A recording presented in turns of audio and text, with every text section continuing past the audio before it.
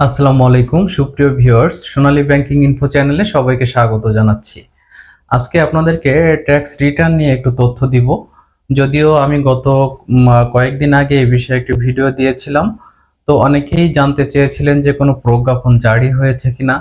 আবার কেউ কেউ কমেন্ট করেছেন যে আমরা বিভিন্ন অফিসে যাচ্ছি সঞ্চয়পত্র করতে, কিন্তু তারা বলছে আমরা এই বিষয়ে এখনো সঠিক কোনো তথ্য পাইনি। তো সবার মধ্যে একটা কনফিউশন কাজ করেছিল। যদিও আমি নিশ্চিত হয়ে ভিডিওটি দিয়েছিলাম যে 10 লক্ষ টাকা পর্যন্ত সঞ্চয়পত্র করতে এখন থেকে আর ট্যাক্স রিটার্ন লাগবে না। তো ভিউয়ার্স, চলুন আমরা আজকে একটু প্রজ্ঞাপনটি দেখব, যেহেতু প্রজ্ঞাপনটি হাতে পেয়েছি, এবং আপনারাও নিশ্চিত হতে পারবেন যে আসলে 10 লক্ষ টাকা পর্যন্ত সঞ্চয়পত্র করতে গেলে আপনাদেরকে আর ট্যাক্স রিটার্নের কপি জমা দিতে হবে কিনা। তো চলুন আমরা একটু ওয়েবসাইট থেকে প্রজ্ঞাপনটি দেখে আসি।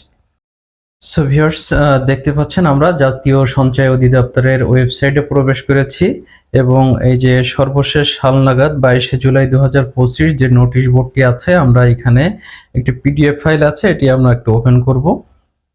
সো ভিউয়ার্স, আপনারা দেখছেন প্রজ্ঞাপনটি চলে এসেছে। এটি 20শে জুলাই 2025 তারিখে প্রজ্ঞাপনটি কিন্তু জারি হয়েছে।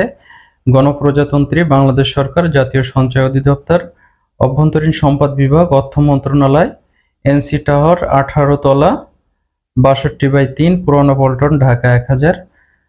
তো আমরা এখানে কি লেখা আছে একটু দেখি প্রজ্ঞাপনটিতে। 10 লক্ষ টাকার অধিক মেয়াদি আমানত খোলায় ও বহাল রাখিতে এবং সঞ্চয়পত্রে বিনিয়োগের ক্ষেত্রে আয়কর রিটার্ন দাখিল। অর্থাৎ এখানে বলছে 10 লক্ষ টাকার অধিক মেয়াদে কোনো আমানত খোলায় বা আগে খোলা ছিল এখন বহাল রাখিতে, এবং সঞ্চয়পত্রের বিনিয়োগের ক্ষেত্রে আয়কর রিটার্ন দাখিল করতে হবে।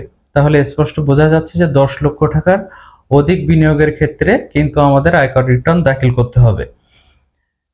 এবং ভিউয়ার্স দেখেন, সর্বশেষ একবারে নিচে এখানে লেখা হয়েছে উপযুক্ত বিষয়ে সূত্রোক্ত প্রজ্ঞাপনটি পৃষ্ঠাঙ্গন পূর্বক অগ্রগামী করা হলো এবং প্রজ্ঞাপন মোতাবেক কার্যকর ব্যবস্থা গ্রহণের জন্য নির্দেশক্রমে অনুরোধ করা হলো।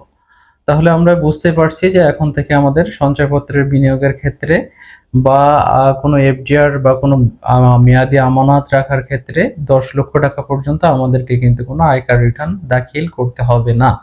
সো ভিউয়ার্স, আমরা নিশ্চিত হতে পারলাম যে অ্যাকচুয়ালি 10 লক্ষ টাকা পর্যন্ত এখন থেকে আমাদের কোনো মেয়াদি আমানত রাখতে বা সঞ্চয়পত্র খুলতে কিন্তু আয়কর রিটার্ন দাখিল করা লাগবে না। 10 লক্ষ টাকার অধিক যখন আমরা মেয়াদি আমানত হিসেবে বা সঞ্চয়পত্রে বিনিয়োগ করব শুধুমাত্র, তখন আমাদেরকে আয়কর রিটার্ন জমা দিতে হবে। সবাইকে অনেক অনেক ধন্যবাদ। সবাই ভালো থাকবেন, সুস্থ থাকবেন। আসসালামু আলাইকুম।